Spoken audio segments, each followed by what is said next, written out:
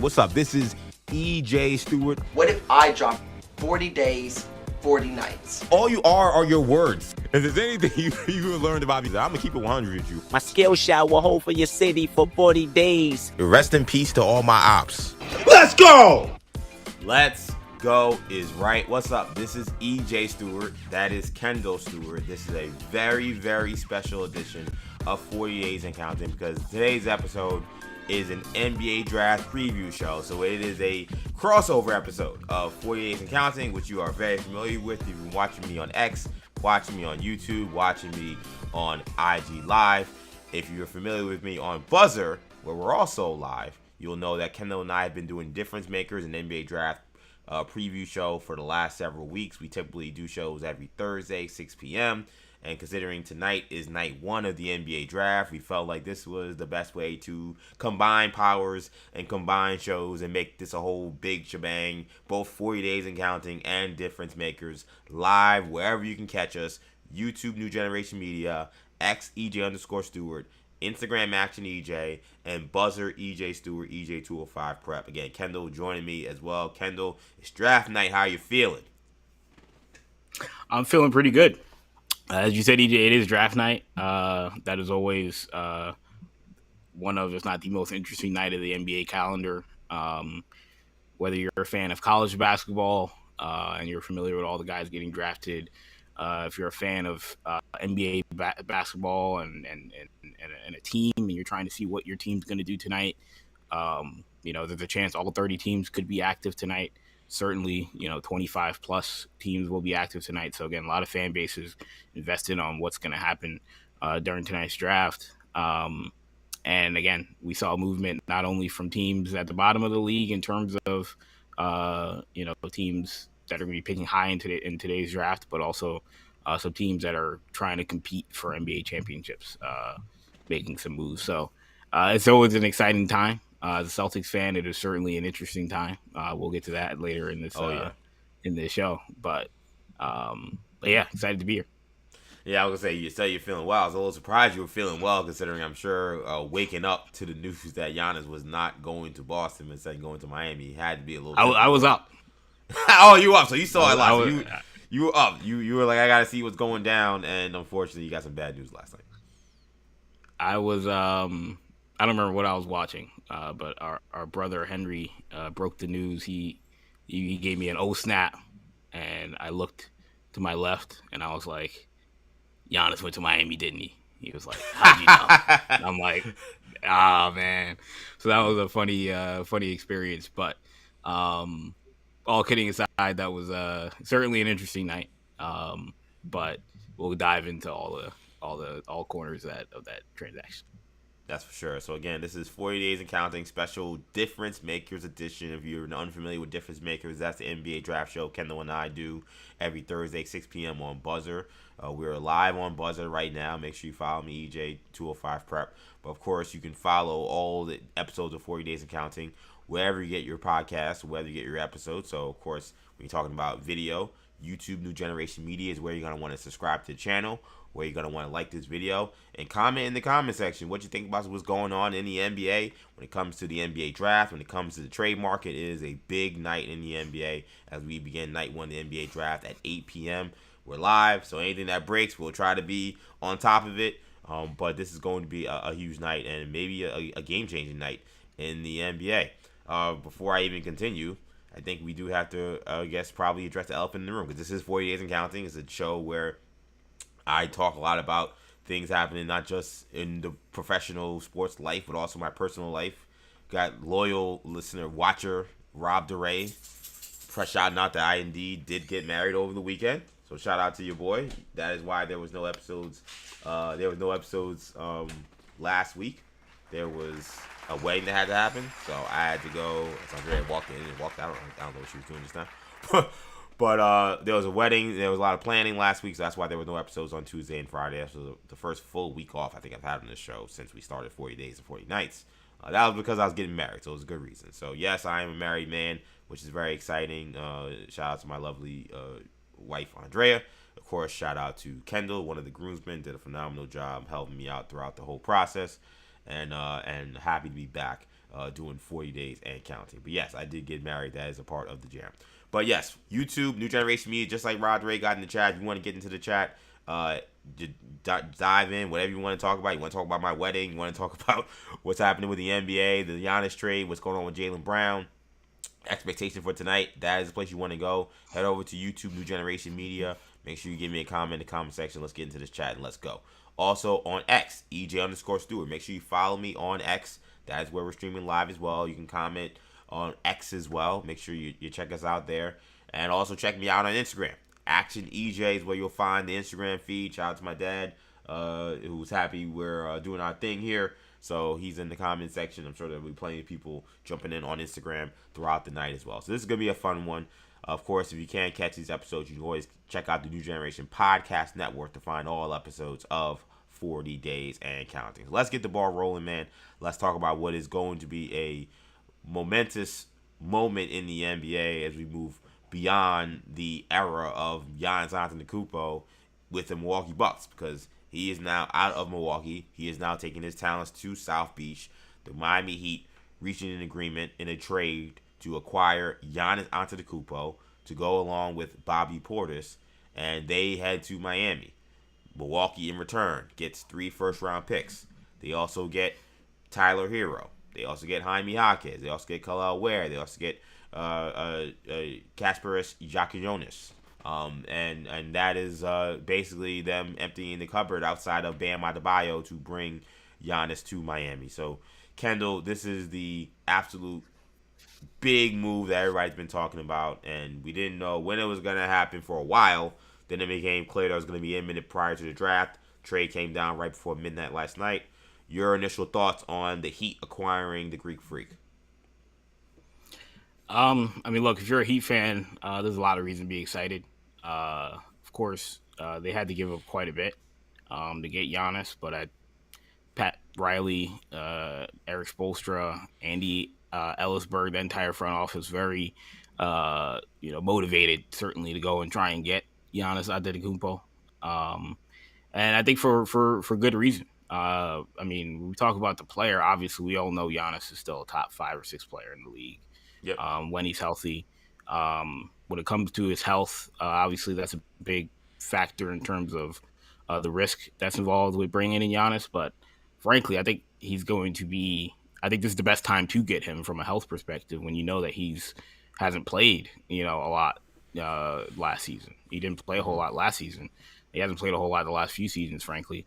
And we know, at least we think, he was healthy enough to play last season, but that they held him out for obvious reasons, knowing that this trade was coming down the pipe. And so I don't. If you're the Miami Heat, you were able to get Giannis without having to trade Bam Adebayo. You now have one of, if not the best, power forward center combination in the NBA. Frankly, the big question is just filling out the rest of the roster, the rest of the starting lineup. And we'll talk about that. But again, if you're the Heat, you've got to love it.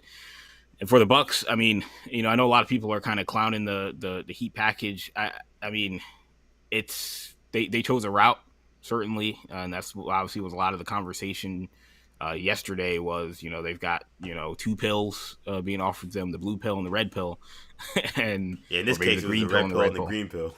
Yes. And the green pill represented maybe a more less of a full rebuild and more of a retool or remodel of your organization around Jaylen Brown. Whereas, the red pill was more of a stronger rebuild, built around a lot of draft capital, a rookie in Kasparis Giannakis that a lot of people are high on, and, some good young players in Ware, Jaquez, and Tyler Hero, who's, was an all-star just 2 years ago. So, I don't begrudge them for taking the Heat offer on its face. But I think whenever you're trading a guy like Giannis Antetokounmpo, you also understand you're probably not going to win the deal, right? From an optics standpoint. I mean, you'd have to do so much to win that trade in its immediacy. You have to get back so much in terms of tangible players. And again, Jaylen Brown would have been the closest thing to doing that and saying, look, we've got a guy who had a better season than Giannis last season. Of course, Giannis didn't play a whole lot, but we got a guy who was a second team All NBA, top 10 player in the league last year. We can maybe sell this. They certainly didn't get that back in this Heat package. But they also got the 13th pick in the draft as well. I neglected to mention that. And that, again, allows them to have 10, 13, a bunch of draft capital, good coach in Taylor Jenkins. Quite the reset for a franchise that obviously has been competing for championships, won a championship in the last 5 years. But, again, it's hard to replace a guy like Giannis Antetokounmpo. Yeah, I mean, I think on the Bucks side, to wrap a bow on that, since that's where you ended, I will begrudge them for this package. I think that this was the poor decision and the wrong move to go in terms of the route they would take once they were trading Giannis. Largely, that is because of what the NBA tanking lottery rules now look like. If you were talking about prior to the lottery situation, you said, hey, listen, we're going to just go into the tank and we're going to, hope that we hit on these picks for a team that is lacking a lot of picks because of other trades that they made. I would say, you know what, I understand that. I think given the lottery being unkind to the worst teams in the NBA, which is where the Bucks will likely be with Tyler Hero being their best player coming into next season, I don't really understand why you want to put yourself in that position. I know they had better draft capital you would get out of Boston. I just feel like if you would have made the trade for Jaylen Brown, and the Bucks aren't a great team, but you just never know. The guy's a really good player. Maybe he has a chip on his shoulder, and maybe you're kind of in the middle. And being in the middle at this point is not the same as it was before the lottery rules. Like before, it was purgatory.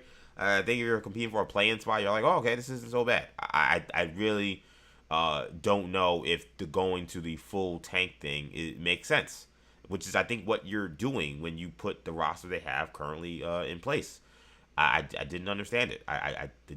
Jaylen, and the other aspect about it too was if you did want to eventually go to the hey, we need to get a lot of assets for a guy. I feel like Jaylen Brown was the kind of player where you could have still moved him. He has a massive contract, but he is in the prime of his career, and he's a legitimate All NBA second team kind of guy who maybe had a shot at making first team this year. You could have traded that guy if you needed to and gotten good assets. Instead, to me, you got Tyler Hero, who's like he's on expiring, so he's not a negative asset. But like, are you gonna pay Tyler Hero? I don't know if I'd want to do that. He's probably gonna want to raise. The other assets are fine. Kendall Ware has showed some flashes. Jaime Jaquez is a good player. He's definitely a rotational, maybe fringe starter guy, but he's a very good player. And Jaquez Jonas is a little bit of a mystery. He did show some good signs towards the end of the year, but it just feels like kind of a hope and a prayer from them, where at least when you had Jaylen Brown, you knew you had an all-star. You knew you had a star player. Not even just an all-star, a legit star, borderline superstar coming your way. I just think I'd rather be in the position of having the superstar and then figuring everything else later than taking kind of a bunch of scraps and hoping one of these guys pop. Now, because they could have frankly...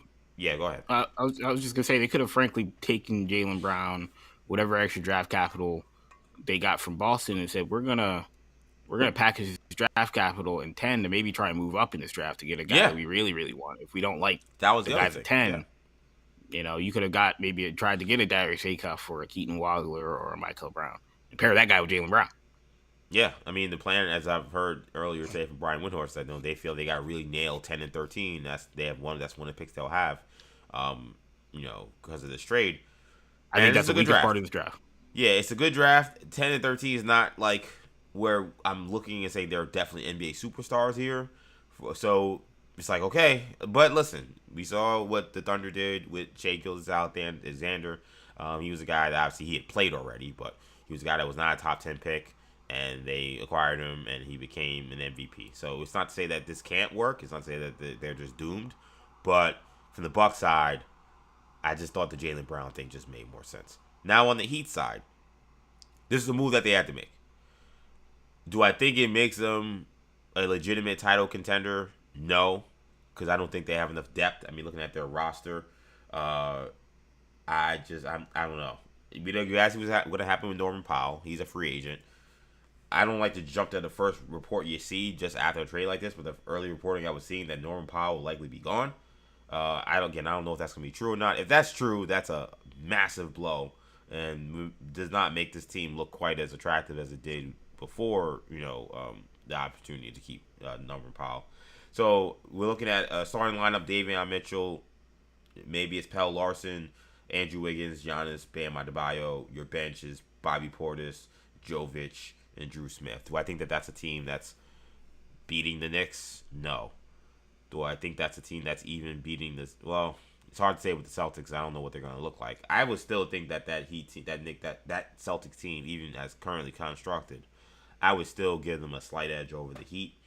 The Heat to me would land somewhere in between the 4 and 5 range in the Eastern Conference, which you want to get into the dance. Like at the end of the day, the Cavs were 4 and they got all the Eastern Conference Finals. I think if you're a Heat fan, you'll take that. I think that that's not a bad thing. Like we get into this idea, it doesn't make you championship, so it's not worth it. No, being in the play-in every year and with no opportunity to even sniff like serious playoff contention in terms of actually advancing past the first round, that's a place you don't want to be. I'd much rather be where they are now, which is a team that could very well be a team that can at least get out of the first round, a team that can maybe give the Knicks or the Cavs or the Pistons a scare. They can probably upset some of these teams. Like I said, I don't think they're as good as the Knicks. They're the standard of the Eastern Conference right now. But could they give a run to Detroit? Absolutely. Could they give a run to Cleveland? Absolutely. When I pick them, that's, we got to really I got to see how the whole offseason turns out. I don't run here, though, and say, okay, now the Heat are one of the teams we got to talk about in terms of winning a championship. That's not the feeling I get. Do you get that same feeling, or do you feel like they need to be taken more seriously as a title contender? I know a lot of depending on the sports books, people look at, they're now, I want to say, 5th on a lot of the sports books for NBA title odds. It's, again, a lot of that's going to come down to who do they bring in the backcourt to kind of complement their front court. Yeah. I think they're definitely going to be an attractive destination now for point guards in a league that we have a surplus of high level, ball handlers and, shot creators on the perimeter that are looking for guys that are looking for minutes and shots. And there's plenty available right now in Miami. Yep.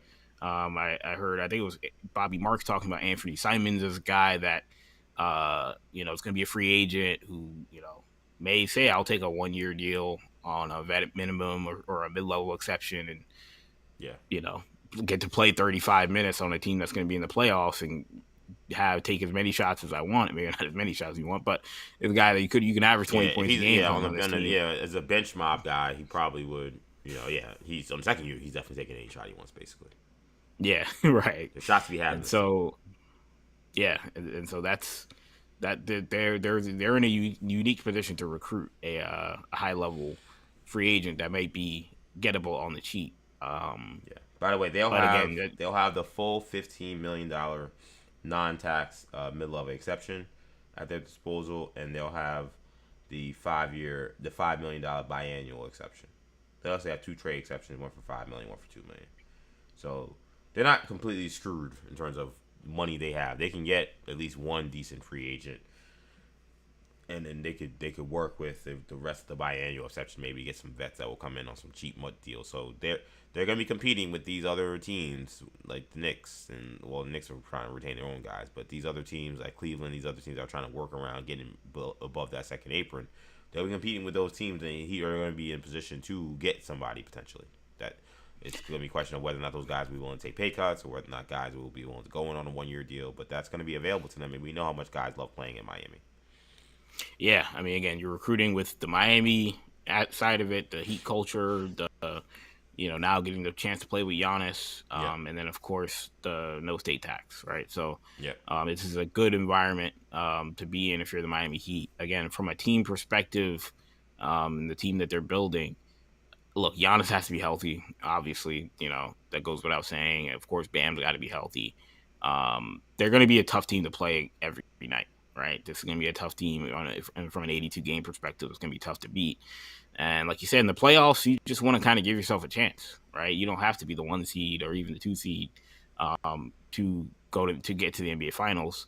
But again, the East is going to be tough, right? You mentioned the Knicks and Celtics.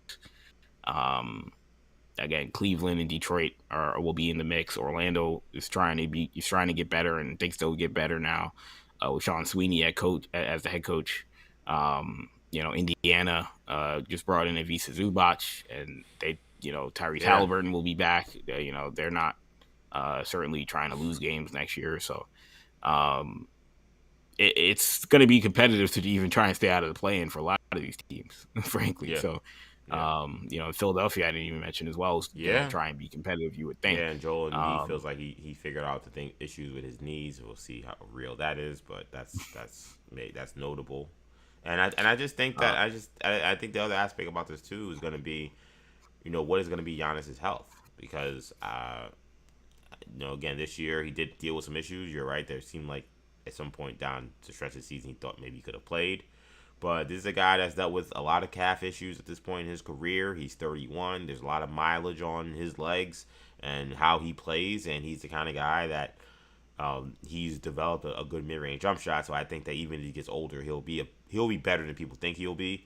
A lot of people think he's just going to be nothing. Like he'll be able to score, but I just worry about, is it somebody that does end up having injuries and his body kind of fail him? That I think is going to be something to watch, because this is a guy that not only has had problems finishing seasons, but finishing playoff series. I mean, there have been multiple playoff series throughout his career where, in recent years, where he just didn't play. Like, he didn't play against the Heat a couple years ago, and then ones where he just didn't finish. He couldn't finish several series. So, like, that's a huge aspect of it as well.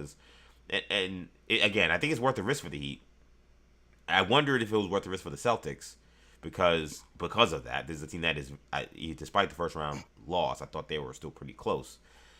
For the Heat, listen, again, I'd rather take my chances on Giannis' health and pretend that Jaime Jaquez is going to turn into a 10-time All-Star. We got to be realistic about what they have. So you got to take this swing, and maybe he'll be fine. But I'll be very curious in terms of how the Heat medical staff and the Heat, they're notorious in a good way. Maybe notorious is the wrong word. They're world-renowned in terms of how they take care of their players' bodies. In terms of the physical fitness they're in. I would say notorious is the guy from the Dodgers. Right, Rams, helping Conor McGregor. Yeah. Or I was thinking the Chargers guy who almost killed my guy Tyrod Taylor, or the Mets doctors forever. And now he can pick one, basically since their existence. No, but the Heat, they're world renowned in terms of how they take care of their players' bodies and the way they track their players' bodies and health. Giannis is obviously always physically fit, but maybe there's something they'll see in his body that maybe the Bucks couldn't see. That they'll see something and they'll be able to make an adjustment in terms of how he trains or how they take care of him. We saw how they took care of Jimmy Butler, and I'm not trying to make light at all of his injury, but he was somebody that had injury issues, and they tried to keep him right and keep him ready, and they always had him pretty much fresh for the playoffs.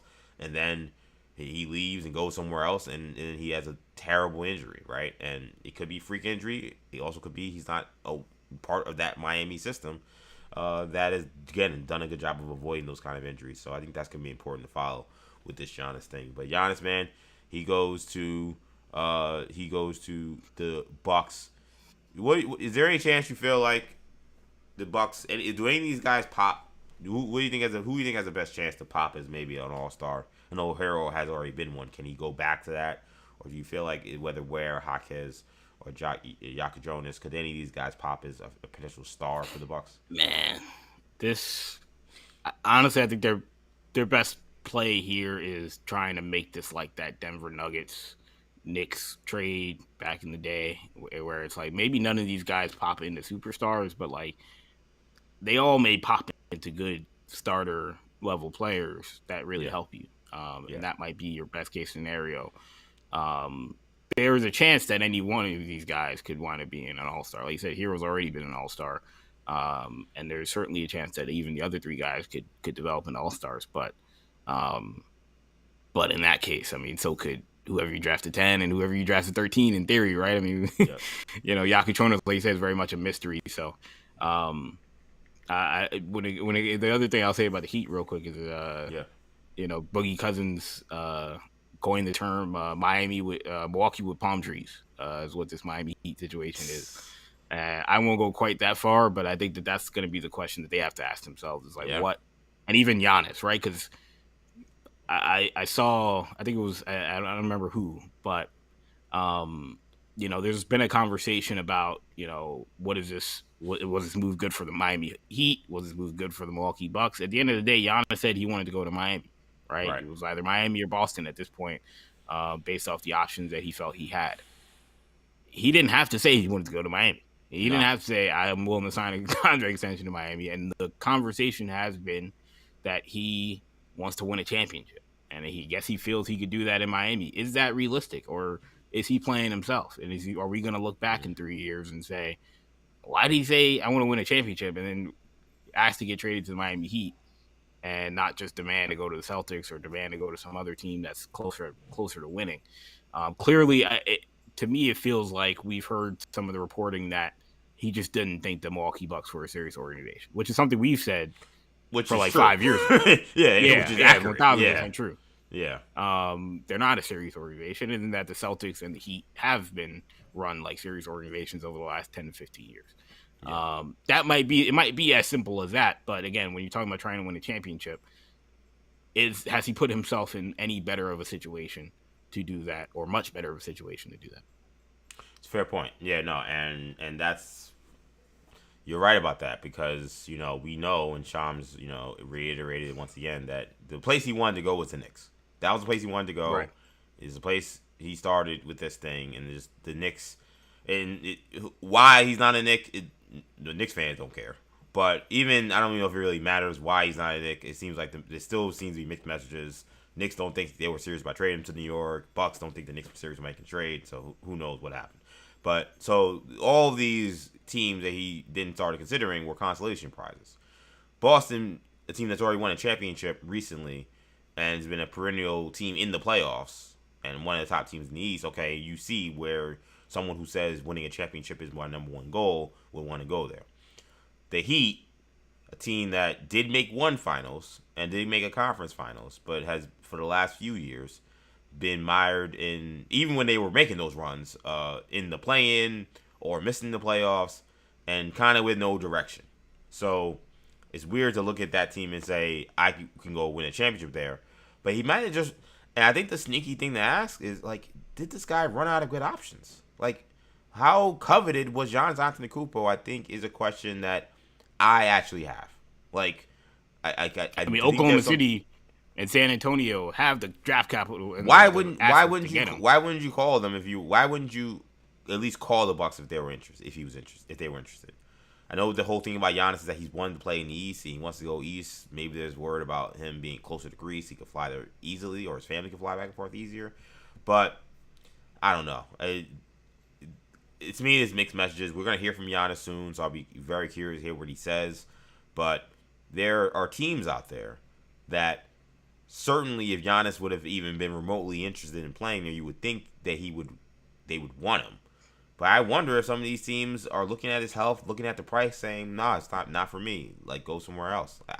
I'm really curious about that because, again, this is a guy who's not completely out of his prime, but he's towards the end of his prime. That's unless he's LeBron James. That's just the truth. Is that you're probably going to see the best of Giannis Antetokounmpo within the next 2 years, and then a decline will probably come for that. How far is that cliff? We don't know, because it could be, Kevin Durant, his decline has been very small, right? He's still been a very, very good player, but he's definitely not in his prime. Right. Steph Curry, decline, very small, but he's certainly not in his prime. Like, I don't know what it looks like for Giannis, but that decline is coming. Is Bam Adebayo enough to where even with that decline, you're still competing for championships? I don't think so, and I like Bam, but I don't think he's like that. So that's gonna be interesting to follow, man. The other ripple effect from this is one that I'm very curious to get your perspective on, as someone who follows Boston Celtics so closely, is what's gonna happen now that they lost this sweepstakes. So we know they put Jaylen Brown and 2 first-round picks on the table. The Bucks said no, and they went with the Heat offer. So now, according to Shams Charania, the Boston Celtics, as of today, are listening, engaging, and discussing trades with multiple teams for their star, Jaylen Brown. Boy, has this thing escalated quickly. This was a guy who, again, had the best year of his career. He really carried the Celtics for much of the season while Jason Tatum was coming back from his torn Achilles. He I thought also played one of the few guys that played pretty well. I thought in the playoffs, even though they still lost to the 76ers in that 7-game series in the first round, blowing a 3-1 lead. And there has been conversations about what exactly is Jaylen Brown's feelings around the organization. There was word that maybe there had to be a meeting with him and Brad Stevens. Brad Stevens said, "Yeah, of course, I talked to all the players." He kind of downplayed it. That was in the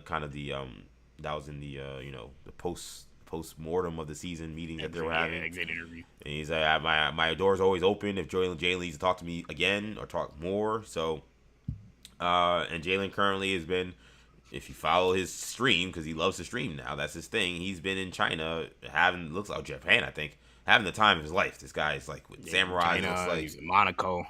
Yeah, I mean, I saw him with like samurais or something. Like he seemed to be having the time of his life, but he ain't talking much basketball, which he shouldn't. This is his time off. But with all this happening, by the way, there's now all these trade rumors and the potential he may get traded. How did the Celtics get here, Kendall? And do you think that moving on from Jaylen Brown, regardless of whether or not you get Giannis now that you don't have him, do you think that it's better to just move on from him regardless? Or should they try to stand pat and fix whatever issue they may have with Jaylen? I think if you're the Celtics, I think you've got to be cognizant of the situation that you're in at this point. The Giannis trade was a trade that I think would have made them a better team this season or for next season because Giannis is a better player than Jaylen Brown. And again, they didn't want to, gut the roster and more specifically gut the future foundation that you have built. And obviously there's been a lot of talk about Hugo Gonzalez and how they didn't want to give him up. I saw somebody say we're throwing Hugo Gonzalez in the J.J. Hickson, Rodrigo Beaubois Hall of Fame. Because, wow, what a name there. Because they didn't want to give him up, but it's a very interesting situation that the Celtics have thrown themselves in. There's a lot of questions about whether or not Jaylen Brown wants to be a Celtic at this point. Whether or not he may have asked for a trade prior to all this happening. Bill Simmons has been pretty on the money when it's come to this Giannis situation and what the Celtics game plan has been. And, he said he doesn't know if they wanted to trade him or if they would have been trying to trade him at the beginning of the offseason. But that he thinks that they may be trying to trade him now. And that makes you wonder, well, what changed between now and then? And again, kind of goes to that idea. Maybe there was a conversation that was had that maybe he would like to go someplace else. When you're talking about pivot points at this point, because that's where we're at with the Celtics. If we're talking about the Celtics having engaged in trade talks involving Jaylen Brown, I feel like a trade is going to happen. I'm not saying we're at the point of no return. As much as it is, I think it's more so they've decided it's the path they're going down. Again, for what reason? I guess we'll have to see what they wind up getting. But in terms of pivot points, I mean, again, there's been a lot of talk about Trey Murphy. Yep. There was reports weeks ago about the Pelicans having interest in Jaylen Brown. That's a lot different than the Giannis trade, right? Trey Murphy's not as good as Jaylen Brown. Is it Trey Murphy and DeJounte Murray as a package? You do a move like that, and that is more of the sum of the parts. Some equal the whole of the parts. If you're doing a trade, maybe it's a trade involving Trey Murphy and Zion, right? And there's been a lot of talk about maybe you try and get a guy like Zion Williamson to replicate what Giannis was going to give you in terms of the rim pressure and the ability to finish and the interior scoring. Of course, a lot more unreliable in a lot of ways, but certainly from a health perspective. But this is a team that won a championship just a few years ago, trading for a guy in Kristaps Porzingis that had the label of being unreliable and injury prone. You can't win a title with this guy. So, again, that's an option. But of course, again, you've got the Houston Rockets that are looming with their connection with Ime Udoka and their plethora of guys that they may want to unload at some point. You've got the Atlanta Hawks sitting there with the 8th pick in the draft. And you've got the Clippers even with the 5th pick in the draft. And I think those are the two teams that would be most interesting if you're the Celtics, because you may want to trade into this draft. But if you're going to do that, you have to do that tonight.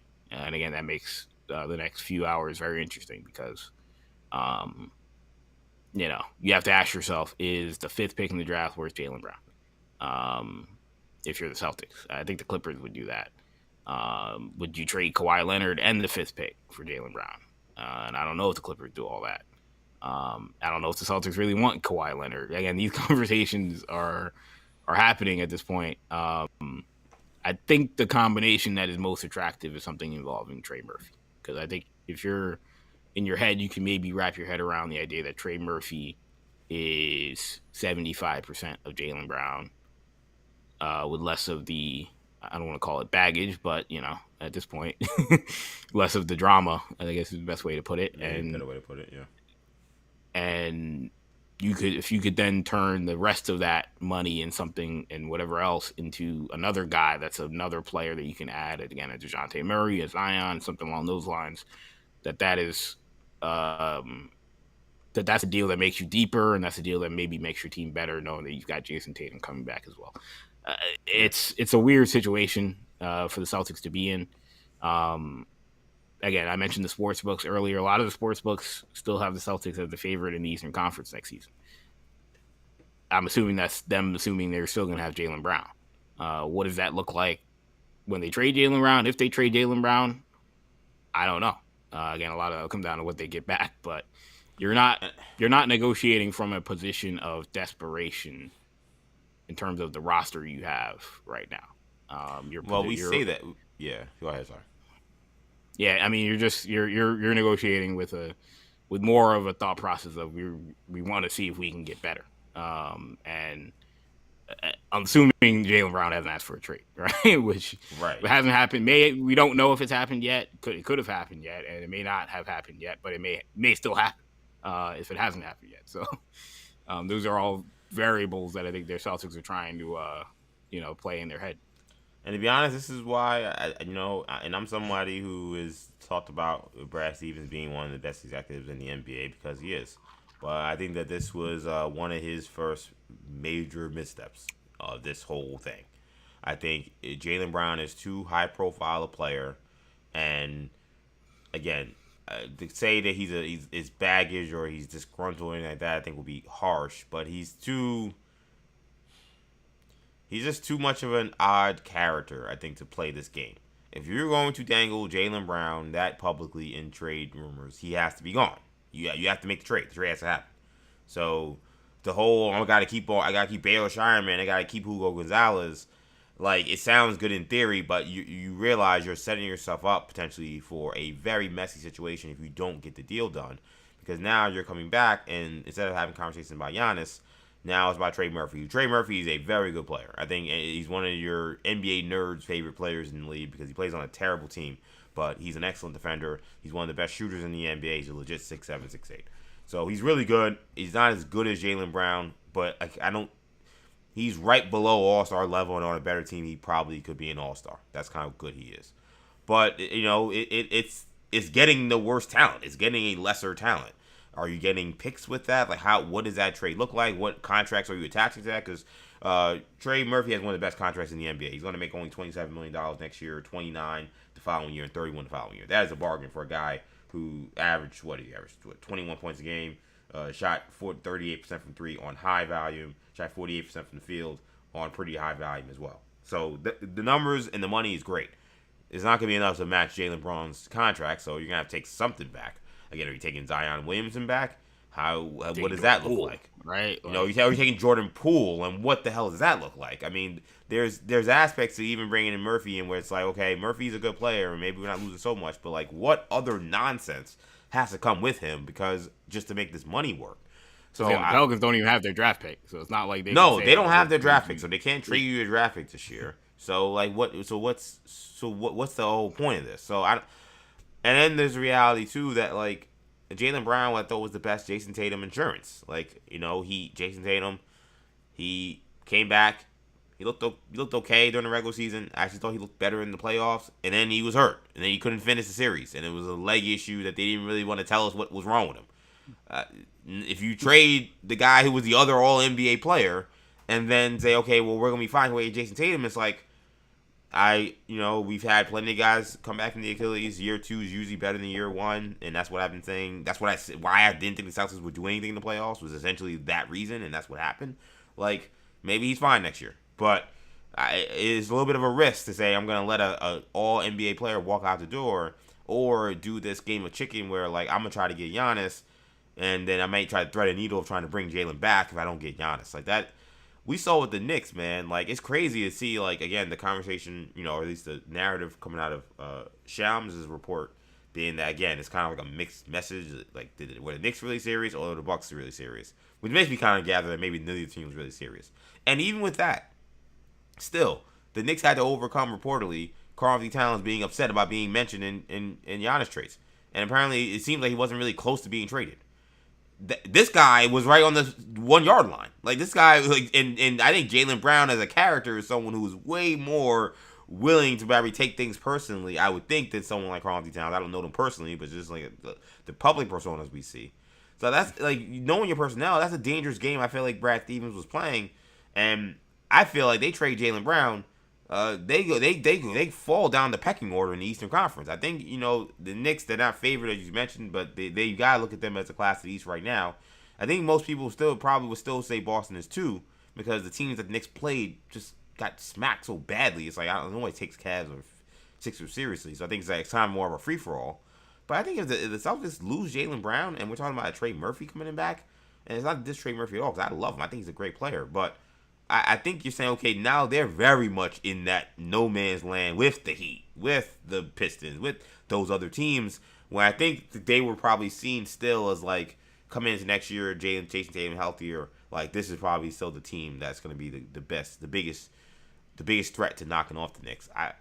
Jaylen Brown goes out the door. You can't say that. He played too well this year. That was MVP candidate. Yeah, I think it's a very interesting situation. One, I think you also have to ask yourself, if you're the Celtics and you're Brad Stevens, was the biggest mistake they made? It's all in hindsight, right? Again, they made these decisions a year ago, thinking Tatum, not knowing if Tatum would play this season, not knowing he'd look as good as he did when he came back. But should they have not? Should they have traded Jaylen Brown last year?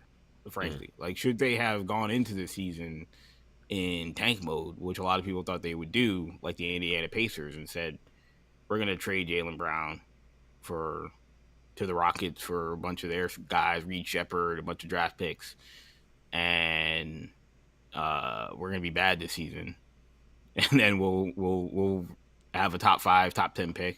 It was going to be hard to get a top 5 pick in this draft because everybody's trying to tank, but you would have probably at least guaranteed yourself top 10 pick and reconvened this conversation this year. You're not having any of this drama. Again, you would have been better, or you wouldn't have been as good in terms of the season that you had last year, but of course you'd have a higher draft pick and you'd have just more to work with. But again, that's all in hindsight. I think the Brown thing is realizing that, because again, you're getting Tatum back,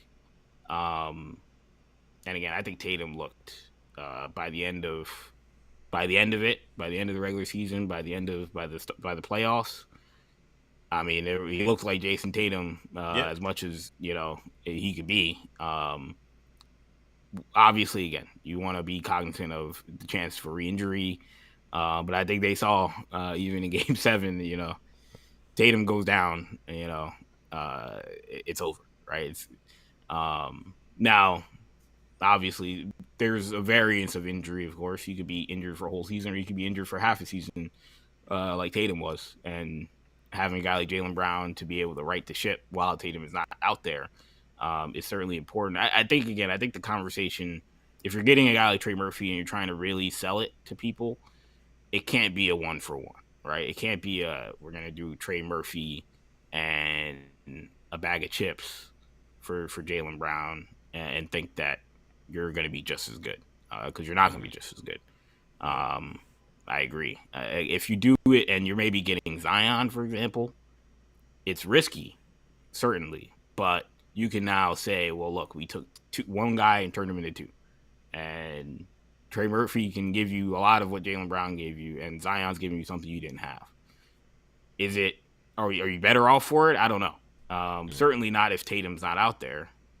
But when Tatum is out there, you have your alpha dog at that point. And so now divvying it up after that becomes more of a conversation. So yeah, I think it's a lot like the Drew Holiday, Porzingis situation, a couple of years ago, when they didn't really want to trade Smart or Robert Williams, but being able to trade, Smart.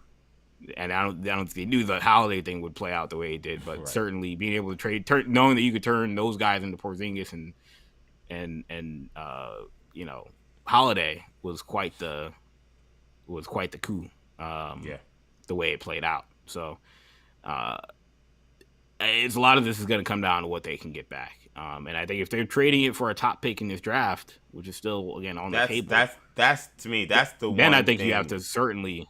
That's certainly a white flag moment where you're saying we're not as serious about trying to win a championship next year, but we want to look more like San Antonio and OKC and have good young players that are on cheap deals in this era of the NBA. I almost feel like that's the move that I think I could live with a lot more than a Trey Murphy. Is if you do go to the Clippers and say, hey, listen, we will give you Jaylen Brown, but you got to get us that pick. I think that's something I could, that's something I could live with more, because now I'm getting a young guy who I got Tatum in his prime. Now I got a young player that I'm developing who's cheap, but I think that there's borderline superstar talent in this draft. Like even at 5, like I think that's the place where you can get an Acuff, something like that. And I think they're badly missing a point guard. So if they could target someone like Darius Acuff tonight, and they leave with Keaton Acuff. Wagler, I would. Yeah, I know you love Keaton Wagler perfectly in their system. Yeah, I mean, so you give me one of those guys, I get off of this massive contract. That is something I think most fans would absolutely sign up for. I don't know. And I think that they could live with that if this is the route they're going to go. What the playoffs look like was one thing, obviously, but I think they saw during the regular season, even without Tatum, that having just one of those guys between Tatum and Brown and the rest of that team healthy was enough to be competitive, right? They weren't the 2 seed until Tatum got back, and they played good ball with Tatum. But, they were certainly in the mix in the top 3 or 4, even without Tatum for most of the season. We don't know with the Celtics. There's been debates about would the Celtics have been as good if Brown was the one injured and not Tatum, not Tatum. Would Tatum have been able to carry them like Brown did? I don't know. I mean, I think Tatum's better than Brown, so I think they would have been just as fine. But we don't really know. But maybe the Celtics are challenging that argument and saying, yeah, we would have been just as good, and we're going to show you guys next season by trading Jaylen Brown and saying we don't really need him. Now, again, in the playoffs is a much different conversation, but it's this. Ultimately, it's also the economics of the NBA in 2026 is what we're realizing, right? Just having 2 guys getting paid like that, they better be 2 top 10 guys in the league, which is what I think they wanted, right? They wanted Giannis and said, well, we're comfortable paying Giannis like this. We're not comfortable paying Jaylen Brown like this. Because I said it. I told you this after the playoffs. I don't know if Jaylen Brown's actually a top 10 player in the league. Like he played like it this year, but you just say that. I can't. Like if we traded Jaylen Brown for Donovan Mitchell, I might feel like we might be getting better, or that we might be getting a better player. And Donovan Mitchell didn't even have a great postseason. So I think you have to kind of ask yourself, is this a guy that you really want to be paying? Not only the money he's making now, but then he's going to be asking for an extension in a couple months. And that's where I think even the Milwaukee Bucks have to have the conversation and say, who is Jaylen Brown? Now again, these are easy things to say when you've won a championship already, and you're now you're in no man's land, and you're like, oh, let's just dump him, right? We already have our title.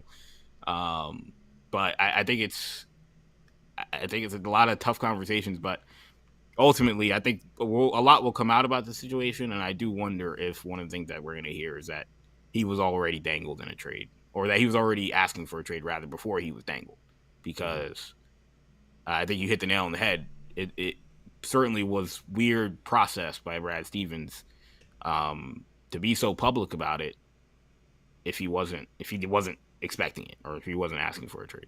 Yeah, I mean, Bill Simmons figuring out that you're trying to trade Jaylen Brown is like as sloppy as it gets. I mean, what Celtic person has the biggest platform to talk about trading one of your superstar players? It'd be him. That's the guy you got to deny to. So whoever is in that front office or coaching staff that's letting that out that they're trying to trade Jaylen Brown is silly to me.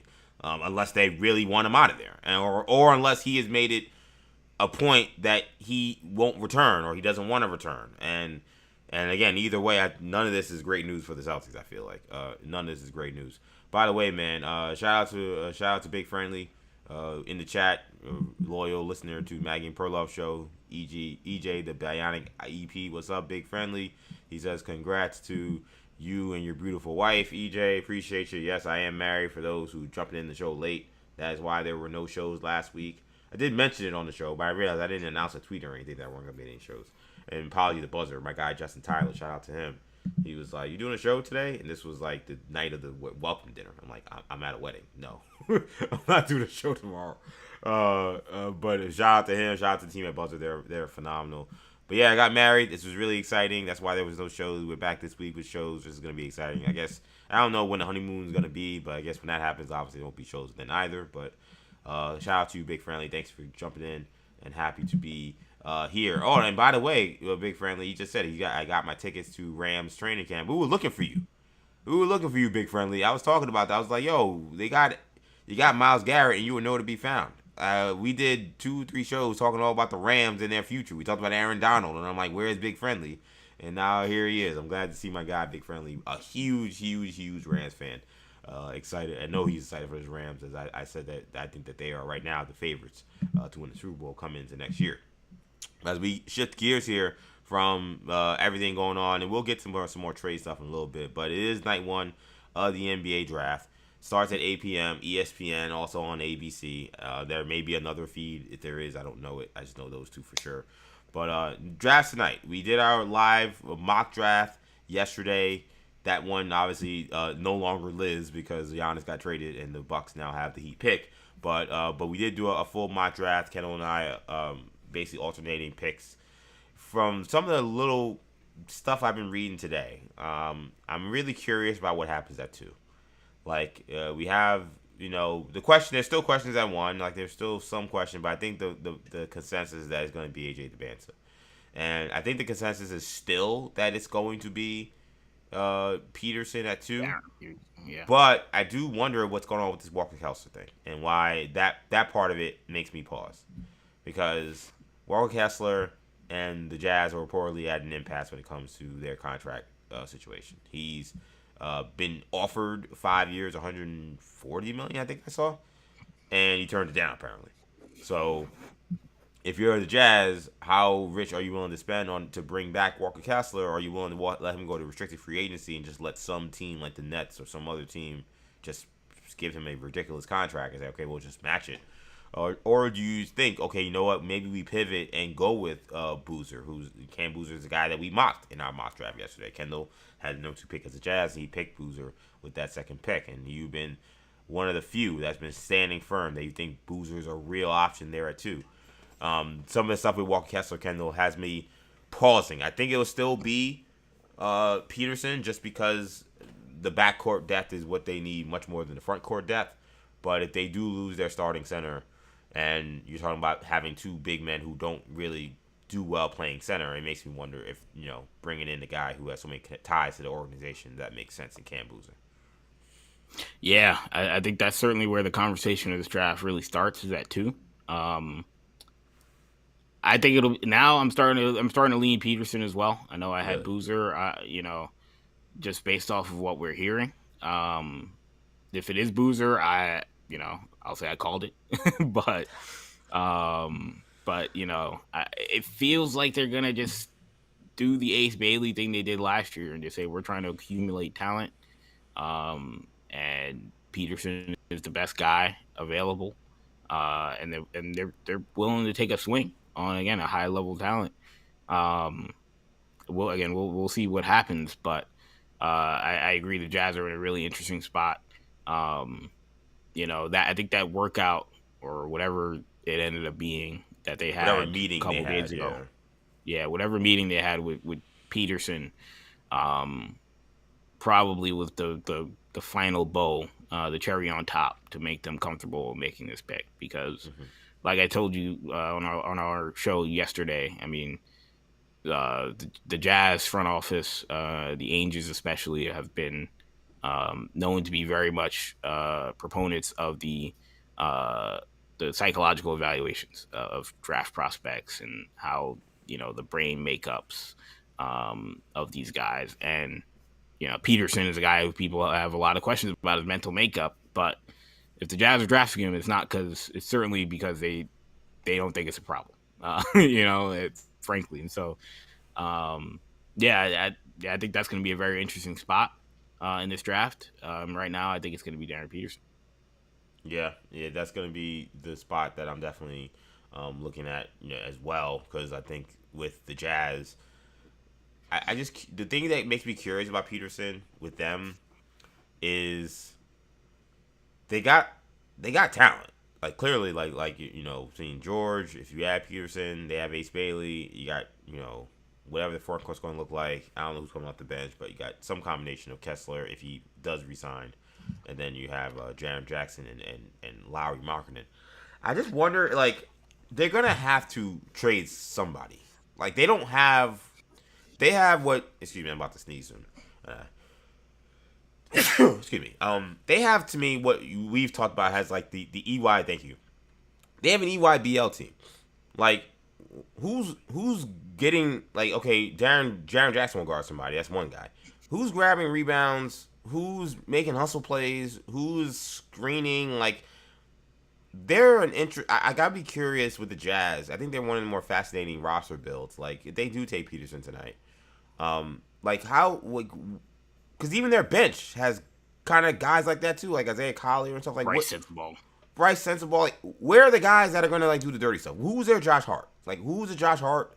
Who's the Royce O'Neals? Who the guy who they had, who was a really good player for them? Like, they don't really have a lot of those guys. Like, they have a lot of guys who, to me, are all one-on-one scorers. I'd be curious to wonder if they start to change the furniture of the room, because I think they've got enough guys who can get their own shot. They need some guys that can do some other things. Guys who will be comfortable as spot-up shooters. Guys who will be comfortable defending somebody. Guys who can get offense without having plays called for them. I don't see a lot of guys in that team that have that. Like, I think that's one of the reasons why Ace Bailey didn't want to go there, outside of the Utah factor. Like, they're going to add the best, perimeter scorer we've seen in an NBA draft since Anthony Edwards. Like, where is his shots coming from? I legitimately have no idea with this team. Like, so. That is I think something that Danny Ainge is going to have to figure out, and that front office is going to have to figure out. They're a team that I think will be maybe a vogue pick to make the playoffs next year because of the raw talent that they have. But they feel like an EYBL team where it's just an AAU squad that's been thrown together with a bunch of guys that can play and score, but you just know the NBA doesn't really work that way. Look, again, and I love Danny Ainge. I love Austin Ainge. Those guys, help create the championship duo that is currently being broken up by Brad Stevens. But I think it's a mistake, man. I'll be blunt and say I think it's a mistake to take Darren Peterson at number 2, man. I don't think the fit with Keontae George and Darren Peterson's as clean as what's been made out to be. I think from a personality type, I don't know if, like, Peterson's a very quiet, reserved guy. We've seen it. It's, anybody's watched interviews and everything. Just watched him play. He's very stoic. And, like, the Jazz, all the guys on the Jazz are kind of like that. Like, Keontae George could be expressive, but, like, there's a hole right now in terms of bringing in a guy who's an alpha dog. Debansa would have brought that. I think Cam Boozer brings that. I don't know if Peterson brings that in that same kind of way. And then again, I just think, like you said, it strikes me as a team that's not gonna be built to win basketball games. Yeah. Peterson's gonna have a very good rookie year. I have no doubt that he's gonna average at least 14, 15 points a game, if not 20, in the right situation. But I don't know if a lot of that's going to be towards winning basketball. And you already have Keontae George, who they've got the same agency. You know, the team formerly known as Wasserman. Keontae George is going to be a free agent next season. Is going into his last year of his contract. I don't know if he's going to be deferring to Darren Peterson in a lot of different situations. You've already got Ace Bailey, who started to really come on strong down the stretch of last season. Yep. That's like, it sounds good on paper, like in theory, or it's good on a video game where you're like, well, we have three dynamic scorers on the perimeter in Bailey, Peterson, and George, and then we've got Marketing, who's a great shooter, and Jaren Jackson and Walker Kessler in the front court. Like, how's that not a great team? But every NBA team's got scoring. Like, I think you've got to have a team that makes sense. And I don't know. I'm curious. Like, if Peterson's as good as people think, right? And I'm not as high on him on the individual scouting report. I'm not as high on him at Peterson, the basketball player. I'm not convinced he's Kobe Bryant. In terms of some of the comps that have been thrown out. If he's as good as people say, then this won't be a problem, right? Because if he's so good, he's going to be the best player on their team and they'll have no issues. But if it's not best case scenario, I think it's going to take time for this team. And maybe that's fine, but I don't know if Will Hardy's got time, frankly. Like, I think, Kevin Young might be the coach in a year. I mean, Kevin Young at BYU. I mean, do you feel like the Jazz? I mean, I don't have a good temperature of the Jazz fan. Are they like annoyed with Hardy at this point? Like, I mean, the team they've operated as if he's not being evaluated at all for anything that's happened. No, not at all. This guy's been the coach for. I know the guy's been the coach though for 3 years. Like, at what point do you evaluate the freaking guy? Like, at what point is like does him? I think the evaluation starts now, and I think that's we've seen it with. Brian, with Bruce, Brown in Philly. We've seen it now with Brian Keith in Washington, who's been given a chance. We saw it with Mark Daigneault, right? Daigneault's best case scenario, where you're talking about, was awful his first year, and we were like, man, this guy's got to be the worst coach in the NBA. Yeah. I mean, they lost the game by like 80 points to the Grizzlies. Yeah, one and done. And he turned it around and became a championship coach in a couple of years. So yeah, I've got a lot of questions about what that team looks like next season. I think they're a better team next season if they draft Cam Boozer. Now, again, nobody cares what you look like next year, but I also think Boozer might be better in 5 years. So that's where I would go. First point guard to come off the board, you think is who? Boy, I think that is really up in the air right now. Again, yesterday we did our mock, and I said Wagler, or you said Wagler rather, to the Clippers. Yes. And I think that's like 50-50 right now between him and Michael Brown. And I think assuming Peterson goes 2, it'll be pretty chalk in the first 4 picks. The draft really, really starts at 5, and I think right now the betting favorite would probably still be Wagler. But I think it's kind of a coin flip at this point. I know the Nets are probably praying that it's Wagler because it sounds like they really want Michael Brown. I think the big question at that point is, what do the Nets do if the Clippers veer left and take Michael Brown? Take Brown, yeah.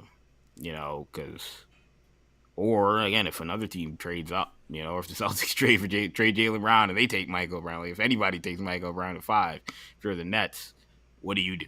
Right. Do they take Wagler? Because Wagler didn't work out with the Brooklyn Nets, as far as from what I remember. He said he didn't think he'd fall past 5. Right. And so again, I'm curious. Would the Nets take Wagler?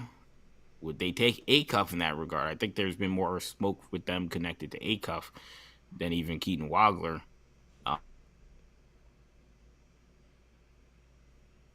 Kendall froze there. I don't know if he's still there.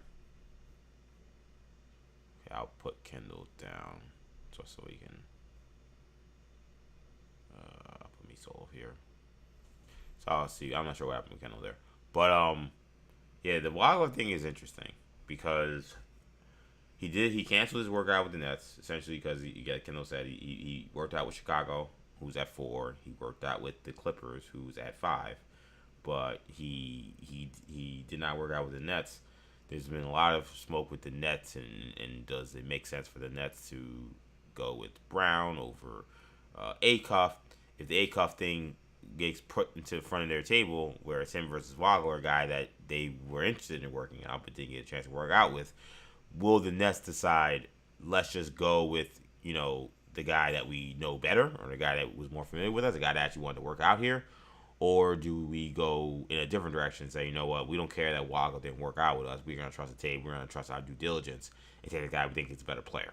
Again, we don't know if they think Wagner is a better player, but that's not a thing that we've gotten word from because, again, they didn't get to really work out Wagner. We knew they were interested in that, and that did not happen. So that's going to be definitely a very interesting conversation to have. It's going to be interesting if he does end up falling to the Nets, how that awkward conversation goes. We saw all the deal with Ace Bailey last year and everything that went down with him. As Kendall's trying to get back, so we'll get him back soon. It doesn't sound nearly as contentious as the Ace Bailey Utah Jazz thing was, but that's something that definitely could happen. It's something to definitely consider with the situation. But the point guard situation is interesting, man. I do think it's going to start at 5. Seems like Caleb Wilson's a lock at 4. It seems like he's still almost certainly going to be the 4th guy taken. So that's where the point guards come in next. I don't think you'll see someone like a Diemar or like a Lendenborg or somebody come out of nowhere and jump the point guards. I think once we get to 5, that's when the run on point guards begins. And listen, I went with Wagler last night on the mock draft. I'm not at all really budging from that. I think that Wagler right now would still be the favorite. I think when I think about all of the guards that are there, it depends on one big thing. It depends on are the Clippers willing to move forward with Darius Garland still as one of the premier guards that they're moving forward with, and B, if so, who do they think is a better fit next to him? Because the reality is Darius Garland at like 6'2", 6'3", not really a defender, not really a super athlete.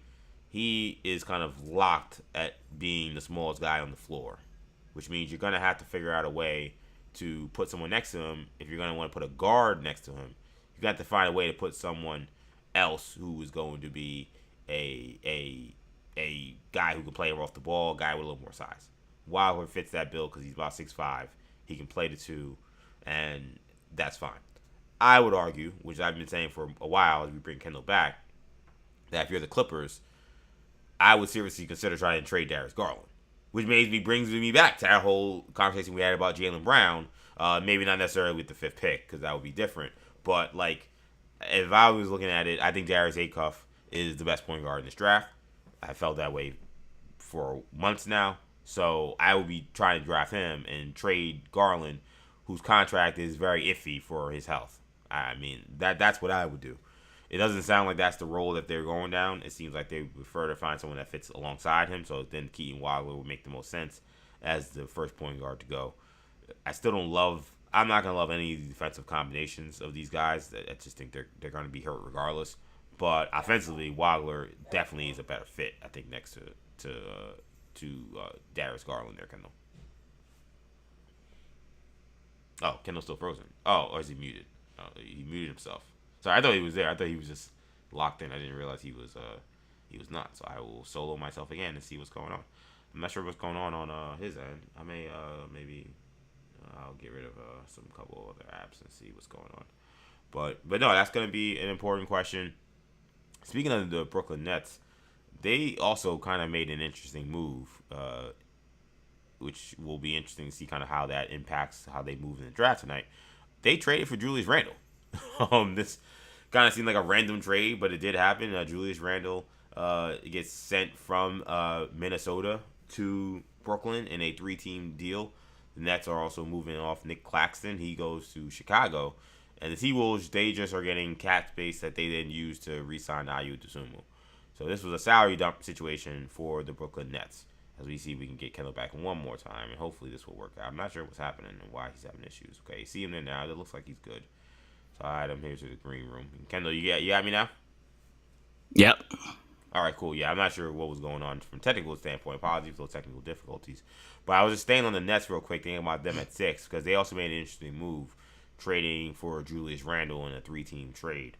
There's a obvious sense of irony that you have Julius Randle, the guy that was seen at the consolation prize when the Knicks struck out on Kevin Durant and Kyrie Irving and went to the Brooklyn Nets in 2019, to now the Knicks are NBA champions 7 years later.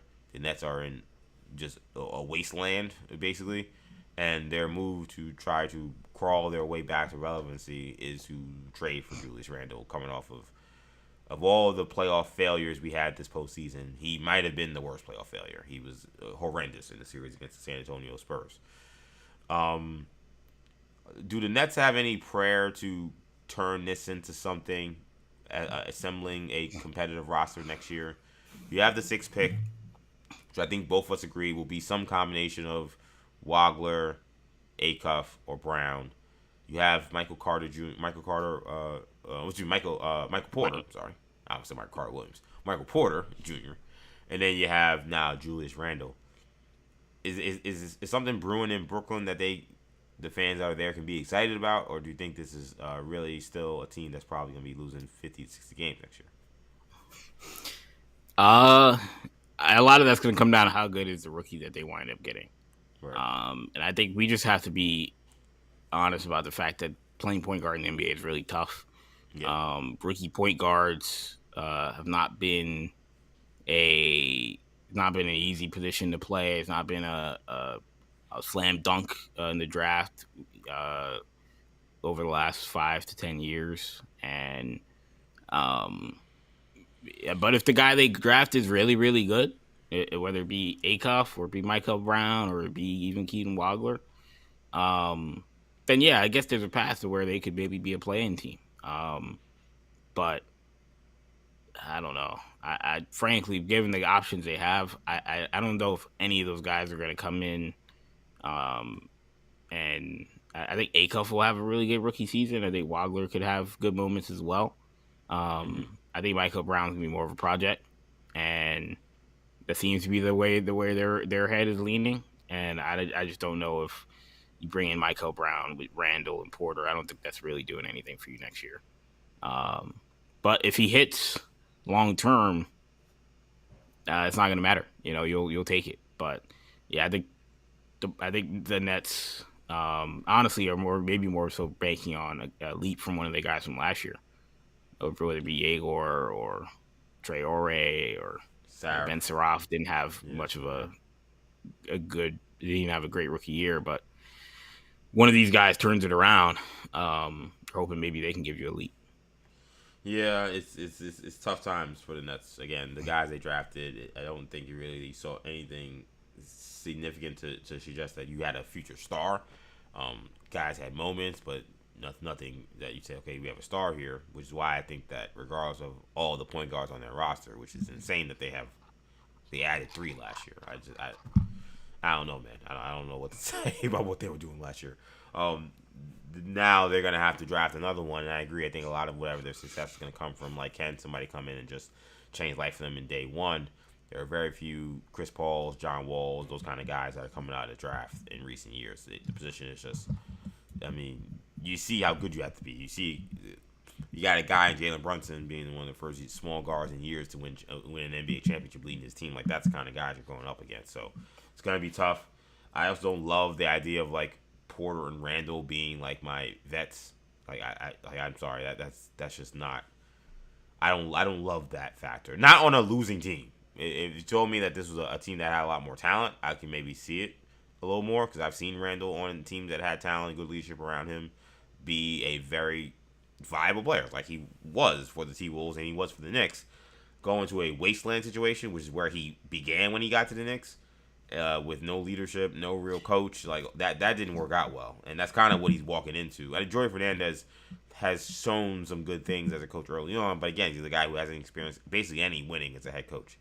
So that's going to be that's going to be something They were interesting to able to trade follow. back up into 28 as well. So it'll be interesting to see what they do there.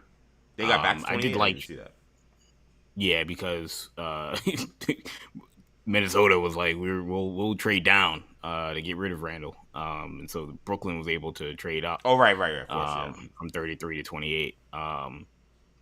The I liked the Bulls adding Nick Claxton, frankly. I do That too. frees them up maybe at 15 to say maybe we don't have to go double big and to Yeah. say we'll take Morris Johnson. There's been a lot of smoke about Tiago Splitter maybe liking Hans Steinbach.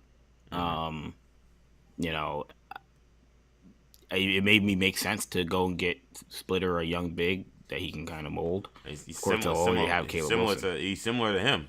If you think about, Yeah, similar player. I remember doing draft evaluation on Tiago Splitter. As old as I am, like Yeah, there's some similarities there. and Good offensive so rebounder, like a lot of similarities.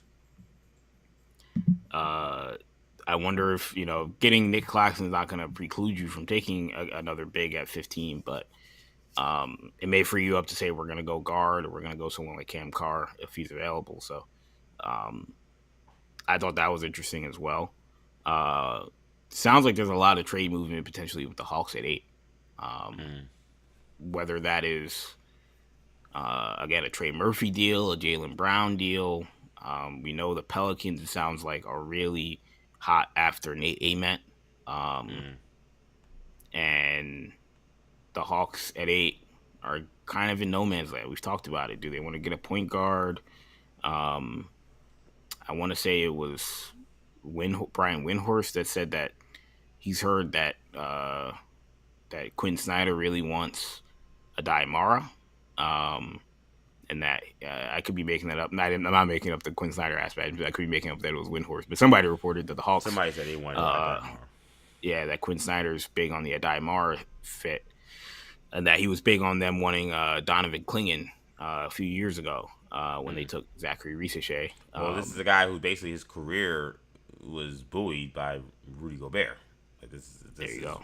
He found a defensive anchor, and that created not maybe enough playoff success for Utah, but a lot of regular season wins, lot of success, a foundation for sure.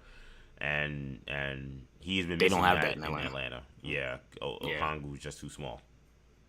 Yeah, and so we'll see who's got the loudest voice in Atlanta. Is it Quinn Snyder or is it Ansi Salah, their GM / president of basketball operations? But again, it's possible they could be moving that pick to try and get Trey Murphy or someone else. So I think the Atlanta Hawks will be a very interesting team to watch tonight. Yeah, no question. I also saw talking about other guys in the Pelicans that could be on the board as well. We talked about Trey Murphy a ton. Herb Jones is somebody that could be getting some action as well. Apparently, the Pelicans, according to Jake Fisher, asking for 2 first-round picks. That feels rich. I can't imagine that a team's going to give up 2 first-round picks for Herb Jones. But I do wonder with what the Knicks did, as we talk about this being a copycat league, are people going to now look at the thing and say, you know what, we need to continue to... The wings have already been in vogue, but I wonder if now they're like defensive wings who can guard multiple positions are going to be maybe someone of higher value. Like it's someone like Herb Jones who can guard literally 1 through 4 legitimately. Like is he somebody that does go to one of these contenders that says, you know what, we're one piece away. Why not we take a flyer on somebody like Herb Jones, who is improved as a shooter, does play, again, phenomenal kind of defense. Health has just been a little bit of an issue for him. He's a good player.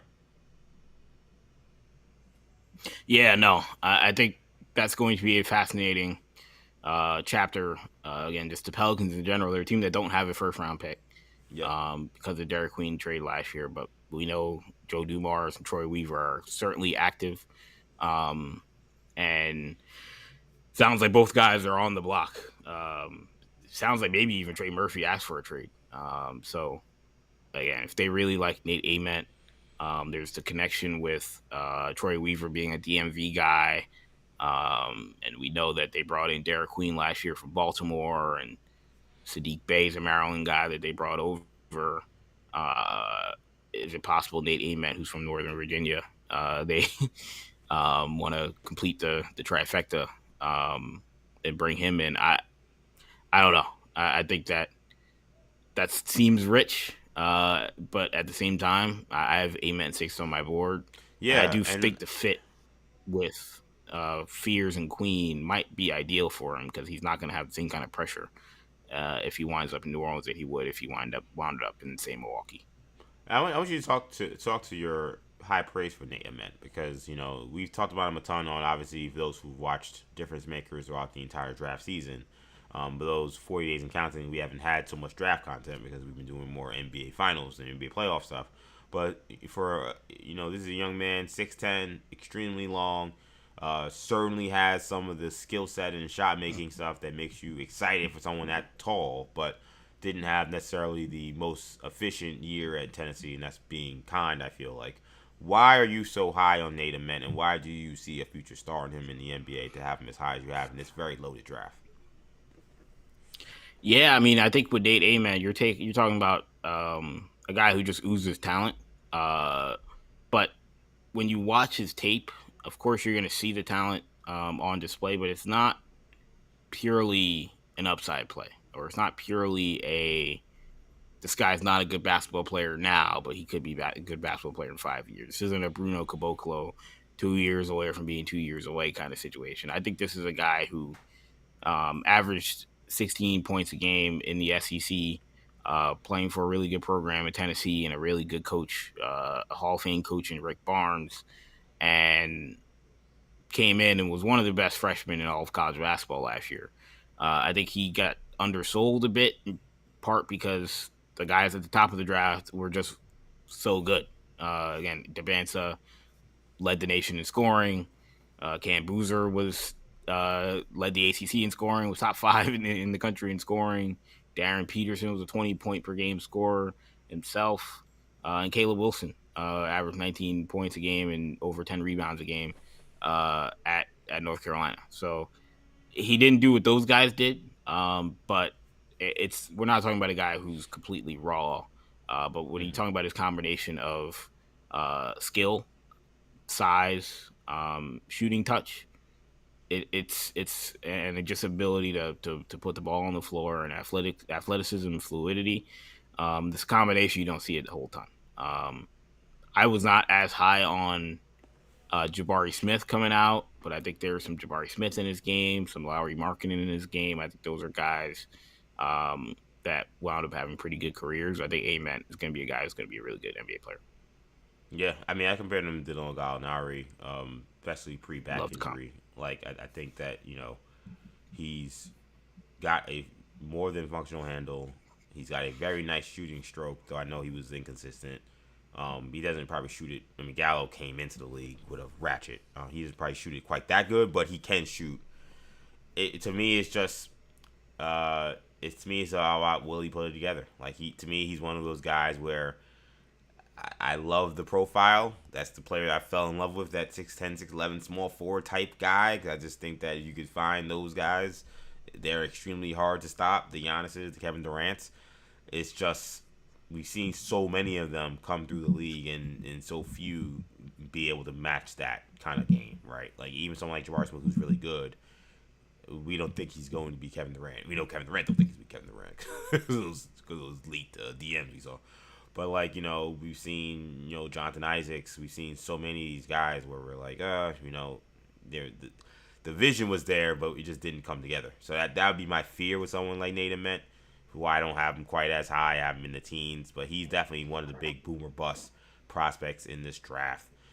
Speaking about this draft tonight, number one obviously is the Washington Wizards, and again the expectation tonight is that they're going to take AJ Debansa. Which makes it odd that they then decided to sign Trae Young to a 4-year, $212 million max contract. Like, they made the trade in which it was essentially the Hawks trying to dump Trae Young's salary and not even salary, like he was going to be afraid, just dump him from the situation. They weren't going to resign him. They just wanted something back for him.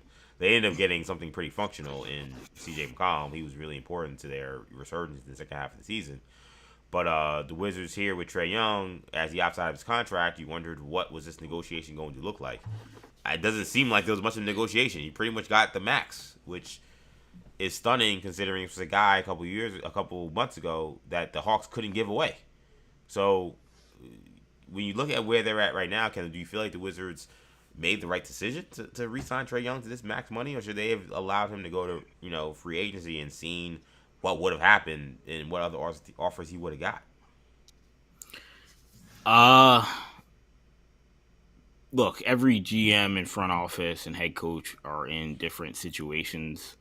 Of course, the owners are are going to stay stagnant, but GMs and head coaches cycle. I don't know if you saw recently, Tommy Shepard, the prior GM of the Washington Wizards before this newest regime under Michael Winger and Will Dawkins.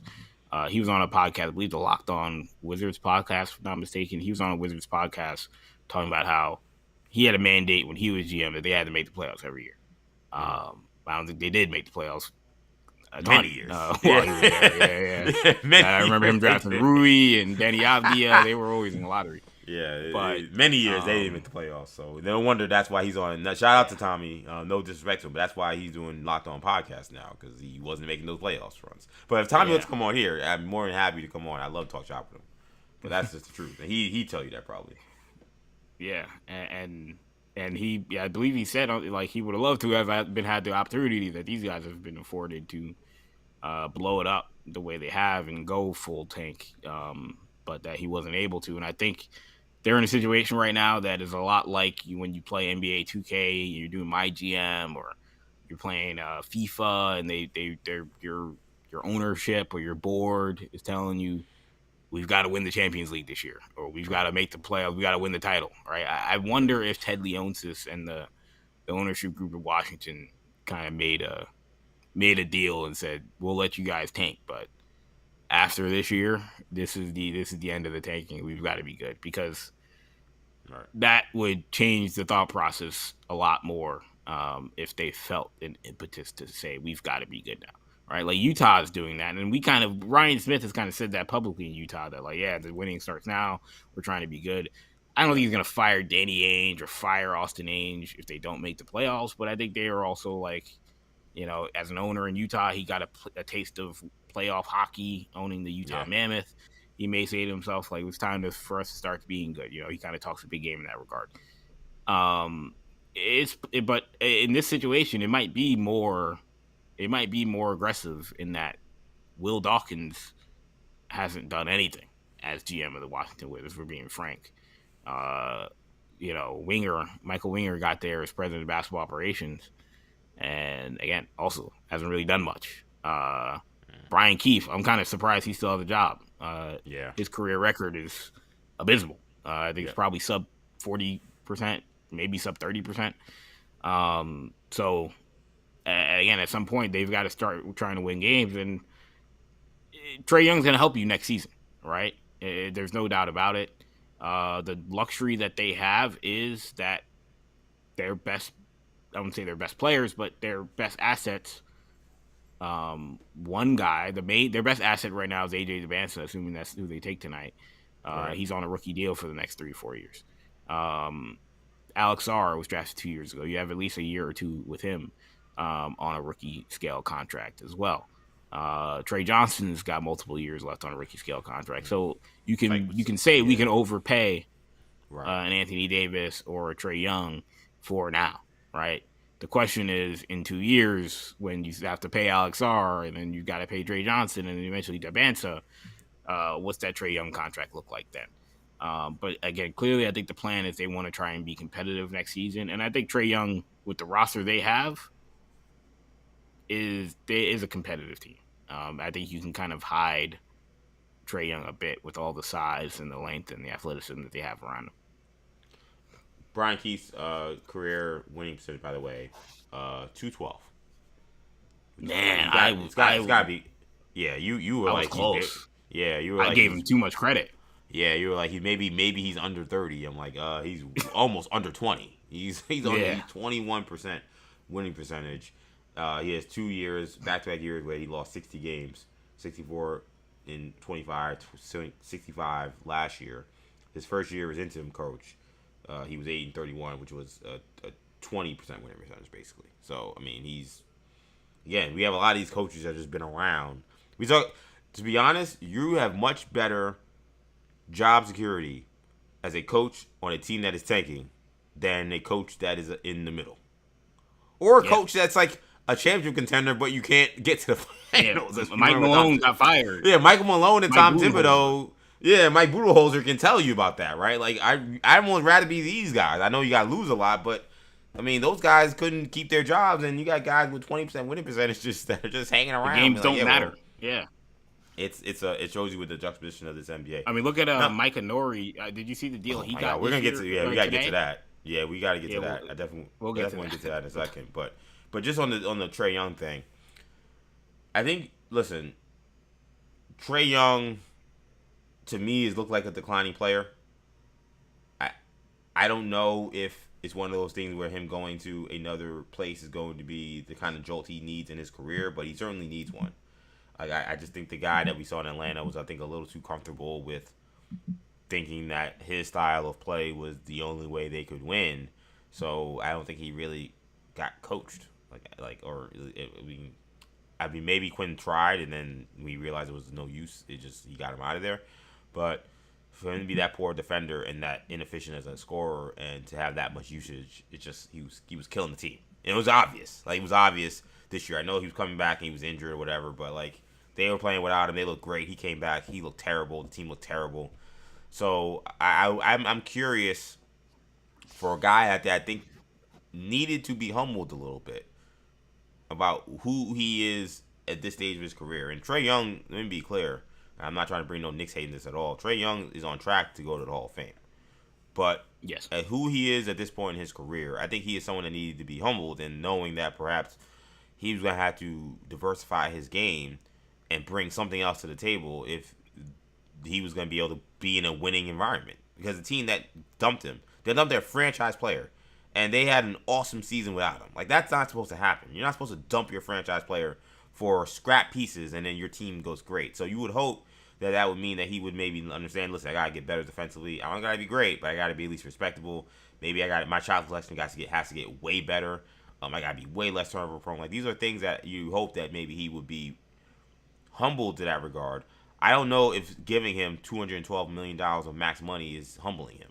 Like, I don't know. It's going to be I'm very fascinated to see what this looks like. And then the dynamic of, like, him having $212 million as a max contract guy and then having number one pick in the draft that still should be the most important player on this team. It's just a lot of weird stuff. We'll end up, and then Anthony Davis is a part of this. Like, there's a lot of weird stuff happening with Washington. I've never really seen a team do this. I think the closest thing is probably, like, the Warriors getting Chris Webber and, like, still having Chris Mullin and, like, Charles Sprewell. Like maybe that's, like, a similar thing. And that went terribly. By the way, that went terribly. Like, that couldn't have gone any worse. Like, Chris Webber couldn't. He was only there for a year because it was like, get me out of here. I can't play with these guys. I can't play with this coach. Like, so I'm curious, kind of just the number one pick aspect, Anthony Davis aspect, and everything. You mentioned Dallas last year with Cooper Flagg. Even that was, like, different because at least Anthony Davis is, like, a champion. So, like, it's like you can kind of squint and check. Kyrie Irving's a champion. Like, they had baggage, but you can squint and see, it's okay, listen, those guys are champions. Like, that's the kind of guy you want to learn from. This is Anthony Davis, now second team removed, more injuries, and Trae Young. Who's not nowhere close to Kyrie Irving. That Maverick infrastructure was a championship organization. Right? Yeah, like, exactly. As much as Nico screwed it up. They hadn't won it, but they were in the finals. All those guys have been in the finals. Like you said, they're two best players that won a championship. This Washington situation is, again, Anthony Davis. A bunch of young guys. In theory, hasn't won anything in 5 years. And, again, a bunch of guys who've never won anything. Yeah. Who have contributed to a 20% winning percentage. So now, Washington's gonna be one of the most interesting case studies next year. I don't think that's gonna go well, but I mean, I don't know. Trae Young has been an All-Star. Anthony Davis is a future Hall of Famer, and, like, solidly. Maybe it does go much better, and we gotta see what AJ DeBantis is as a rookie. We talked about it, man. The East is gonna be competitive. Like the entire NBA is gonna be competitive because nobody wants to be bad in what's going to be a bad year with a lottery that's weighted so strongly against the top teams. I think the interesting question when it comes to Trae Young and a guy that I think may get moved tonight, and we'll talk about him as well. Who would you rather have going forward if you were a team that was, trying to figure out their point guard spot? Would you rather have Trae Young? Would you rather have Ja Morant? Yeah, he's a guy that might get traded, and I'm looking at Minnesota with the deal they made and wondering if that's where he goes. I mean, I wouldn't want either of those guys. I'm being real. If I had to take a flyer on one, I'd probably take the flyer on Ja because at least I didn't have to give him a max contract. Like he's already been paid, and like I don't have four. I gotta see what Ja's contract is, but I don't have 4 full years of max money. With it, like I'm getting him. He's already unfortunately gotten his max contract, but at least the contract, if I remember correctly, he's already began. It's not beginning next year. Yeah, so I mean it's not much better, but it's basically 2 more years left. I just take a flyer, and it's at less money than what Trae Young's making. He's gonna make $42 million next year, $44 million in the final year. I take a flyer on that and hope that different scenery, maybe the right coach, get the right kind of like figure to wrap their arm around him, getting to realize what kind of talent he is, and hope that works. Then, because the thing about now, Ja, I think there is a question about whether or not he has really lost a step and lost some athleticism. Because if he has, then that's scary hours for his career. If it's just he's not focused and he's not like motivated, and he actually still has some of that, I will always go with the more dynamic athlete that's smaller than the small guy who's not athletic. Like I just think that in this NBA, like in the way it is right now, like I think maybe years ago I would have told you give me the skill guy, but Trae Young is like the way teams the size in the backcourt and the size in the wings are so big now. The way teams hunt smaller guards, and the way you have to guard pick and roll consistently. I'd rather give myself a fighting chance with Ja and his athleticism than I would Trae Young, and I don't have 4 years of Trae Young. I have 2 years of Ja, and in reality, on an expiring contract, I could probably get rid of him after a 1-year experiment. With Trae Young, you have to have him 4 years. That's what we now know the price was. So I'd much rather have Ja in that scenario. I agree. Yeah, I think there's more upside to Ja, but I think it also depends on the kind of culture you've got. I like Trae Young in a Washington kind of culture more because, again, they don't have a ton of winning experience. Just true. They need more leadership. I don't think I want Ja Morant in a situation where he's got to be the guy or he's got to be the vet or the leader. Yeah. But, again, if you talk about him going to Minnesota, I think Minnesota is a great spot for him because it's not his city, right? It's Anthony Edwards' city. It's Anthony Edwards' team. And he's got to be, he's got to fit into that scenario. And I think that's the kind of situation he's got to walk into. I think the truth is, Kendall, I would much rather have Ja Morant in Minnesota than I would Trae Young. As much as I hate the Trae Young contract, Trae Young's probably better suited to succeed in Washington than Ja is. And that's why fit matters everywhere. I think Trae Young can walk into a locker room with a lot of guys who have been losers. That's what he's played with a lot of his career. And so I think, and he's been kind of an alpha. So I think he kind of steps in. Right. He kind of knows the leadership things he has to do. And he has been to the playoffs. Game, knows how to be the face. Yeah, he's led those kind of teams to the playoffs, basically for most of his career. So what success means, like you're not winning anything, but like he probably more like with Ja, he may just go postal. Like that is like a scary environment I think to put him in. Which is what it was this year for the Grizzlies. He's on a terrible team. He's threatening to fight players. Like it was terrible. So that's not, you don't want to, but like on a situation where he's on a good team, there's someone else who's the leader of the team and the face of the franchise. I would be more. I wouldn't want to take a flyer on these guys, but I'd be more willing to take a flyer on Ja in that regard than I would Trae Young, because I think the basketball comes into questions with Trae Young, where I just don't know if you could ever win with that guy. I think that's just a win in a major level, win a championship or win anything like that. I wonder if New Orleans winds up doing like a Trey Murphy to Memphis for Ja Morant in like 15, something along those lines, and other draft capital. if they can't get to 8. And does that interest the Grizzlies? I mean, I feel like the Grizzlies, he's the perfect kind of guy for I mean, the team they're trying to they got build. fears though, man. I'd be pissed if they got fears Yeah, playing with. there's playing been behind Ja some Morant. there's been some smoke about John Morant in New Orleans. I know. I think Sam Amick was like, he was like, if you made him bet his life, he would say Ja winds up in New Orleans. Jeez. So I mean, him and Zion Williamson. I mean, come on, man. oh man, This is vintage Joe Dumars. You can't say you wouldn't watch. I think we'd all be paying attention, Well, at least for the 5 games they play. Well, yeah, I'm saying how many games they're playing together? 5, 10. Yeah, I'm like, Ja played 20 games last year. Literally 20 games last year. Oh my gosh! You mentioned Mike Norrie. We should talk about him because I mean, this might be the most bizarre coaching hiring I've ever seen.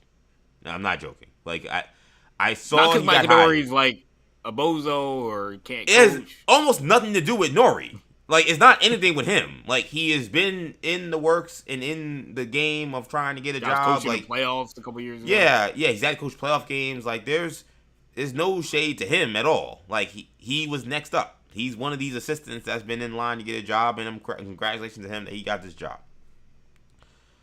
Why this job was open is weird. The fact that it started with Chauncey Billups. It involved It started insane. Yeah, it started with Cash Patel in the FBI. Okay, but then the Carolina Hurricanes came in somewhere.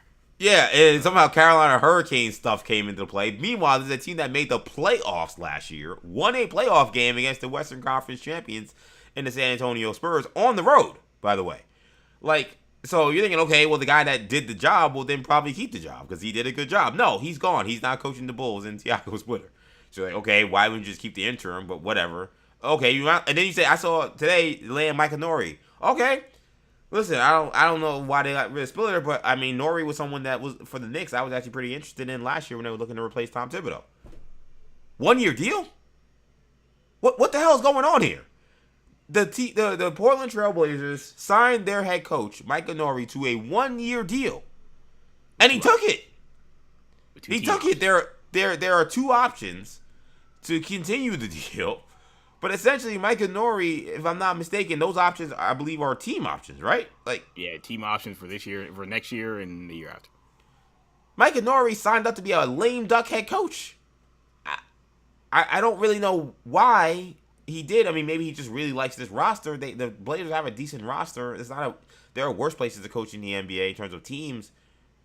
But what is going on over there? Everything they are doing is weird. They don't want to send guys to playoff games. They don't want to give the fans T-shirts. They don't want to let the coaches stay in the hotel past 10 a.m. Like, what the hell is going on in Portland?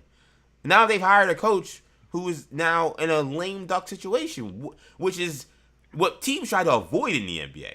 Like, in the NBA, they actively will say, let's just fire the guy before his life. Like, they'll just pay a guy for a year. Let's fire the guy before he gets to the lame duck situation. Or they'll say, listen, like, the guy's a lame duck. We think we like him here. Give him 2 years here just so we can, like, just avoid lame duck. This guy is entering a lame duck situation. What the hell is going on over there? Yeah, I mean, look, we talked about it. Their ownership changed going from Jody Allen and the Allen family to Tom Dundon, who's the owner of the Carolina Hurricanes. Has been met with a lot of controversy over the last few months. You mentioned all the incidents or the stories that have come out of Portland since he's taken over. We had heard when it came to the coaching search that they weren't looking to pay more than $2.5 million or more than $2 million rather for a head coach. And I mean, anybody who knows anything about coaching salaries know that is the bottom. That's the basement of how much an NBA coach is making. Yeah, there are assistants who make that. Yeah. Frankly, there are assistants who make that. Steve Kerr just got extended, and he got, I want to say, $15+ million. We know Taylor Jenkins on his new deal just got over $10 million. So again, to be paying your coach $2 million, is a slap in the face to a guy like Tiago Splitters. Like, again, I just took us to the playoffs. And you're only going to offer me $2.5 million. Now, again, we also heard that they were willing to pay Mike Malone like $4 million. And again, Mike Malone's like, North Carolina's giving me 8. Like, I'm not, what are we doing here? Right. I'm not taking this job. But it does, inform that they were willing to pay more for the right coach. I do wonder how much Mike Nori is getting. I'd imagine if it is a 1-year deal, I imagine he's getting more than $2.5 million. But what was interesting about that number was when it was when I thought about it, and I was like, "Oh, I wonder how much the head coach of the Carolina Hurricanes is making." And I looked it up, and it was $2 million. So I was like, clearly, this guy is like, well, I just won a Stanley Cup, paying a coach $2 million. Why do I got to do that with anything different than I've done in the NHL? I mean, he explained a lot of some of that other weird stuff basically by going over how he's run the NHL team. He was like, listen, I didn't send the guys who are inactive because inactive players in hockey don't travel, and like, I don't pay extra for the people to stay in the hotels with the hockey team, like, because this isn't a vacation. I mean, like, right. He has explained this with a hockey mentality, but it's like, bro, this is a basketball team, and the comparison for how a team is being managed, you can't compare yourself to your winning hockey team. You have to the people within the league are going to compare the conditions they're working under to other teams in the NBA. You couldn't tell all those other coaches who said thanks but no thanks to coming back here to say, well, in hockey I'm paying the coach $2 million. It's successful. They're gonna say, I don't care. Steve Kerr's getting $15 million. What the hell is we talking about here? Good luck going to Damian Lillard or Denny Avdia and saying, well, Jordan Stahl doesn't, he doesn't fly, private. He doesn't sit first class, and it's like, or he was willing to only take $10 million and he's our best player. Right. It's just it's like, stupid. well, we don't make it. They make more in the NBA. This is a different job occupation. What are we talking about? It's a different economy when you're talking basketball and you're talking football or you're talking hockey. It's any sport. They're all very different. I get that. Again, there are some similarities in terms of, again, business practices and how you want to say this. Yeah. Yes, this is how we're going to run our business. And, some of those principles will be able to be brought over and be successful. But, man, it's created quite the image for the Portland Trailblazers that guys aren't going to want to be their agents now are going to tell players, I don't know if you want to go to Portland because they're the cheapest team in the league. Amenities, facilities are going to be bottom of the barrel because they feel like they don't need it to win. And that is a dangerous mindset to have. I give Mike Nori credit for taking the job and saying, my guess is that, if they're good, like, I think the agent, in this case, Mike Nori's agent, I think Nori know that Portland doesn't want to have to hire 3 coaches in 3 years, right? I think ideally they're going to want to keep him. And I think they've probably communicated that to him that, like, look, you're not going to get fired after year 1 as long as you don't do what Brian Keefe did after 1 year or after 2 years. We want to be competitive. This is a playoff team. You think you are good enough to do the job, then let's do it, right? And it's a bit refreshing in that regard, but at the same time, it's like, all right, but good luck selling that to people. They were able to get Nori, which is a pretty good get. I'm stunned that he signed that deal. Yeah. Yeah. And I remember I heard Brian Windhorst talking about this a couple weeks ago. Like, this could be a disaster, or we could look at the Portland situation in 3 years and be like, just like the Carolina Hurricanes, and say they're one of the best run teams in the NBA. They got the owner's a little quirky, but the guy is willing to do what it takes to win. And certainly, doing what it takes hasn't meant opening up the checkbook so far, and that's what's scary for if you're a Blazers fan. Absolutely, man. This is EJ and Kendall. This has been a phenomenal show. 40 days and counting. The Difference Makers edition. It's a crossover episode as we get ready for the NBA draft, which is just 5 minutes away. Kendall, any final big predictions or things to look out for tonight? I think I think John Morant gets traded. I don't think Jaylen Brown gets traded, but I guess we'll see. We'll find out soon. And I think Bennett Sturts goes a lot higher than I think a lot of the mock drafts have. I think for me, I'm so fascinated by what happens with Aday Mara. How high does he actually go? Could he get to 5? Does he go 8? Like, is this, or does he end up going in the later teens? And this was a lot of the hype was much to do about nothing. Like, I'm very curious about him. Very curious about where Nate Amen goes. And I'm curious to see. Typically, not always, but every now and then you'll have a draft where there's a guy that has a major slide. Who is the guy that we'll talk about after today? Like, man, that guy had a major slide. I wonder about Kingston Flemings. I wonder about Braden Burries being 2 guys I would maybe circle and say, hey, do these guys in those glut of guards? Do some teams just decide, I'm gonna go with Amara, I'm gonna go with Amen, I'm going to go one of those guys? Who's the guy? As a Knicks fan, that you got your fingers crossed. I'm sure not a lot of Knicks fans listening.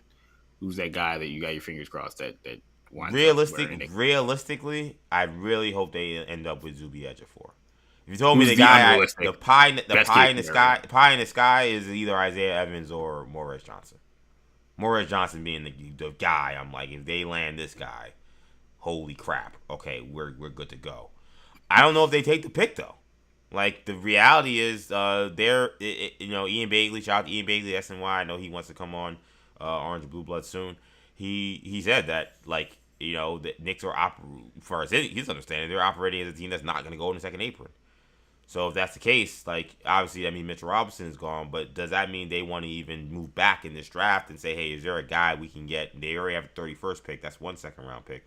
Is there a guy they want to go back to 33 or 34 to get a guy I think they can get that they don't have to pay that guaranteed salary at 24? Like, I think that's something that's going to have to be something to look at for sure.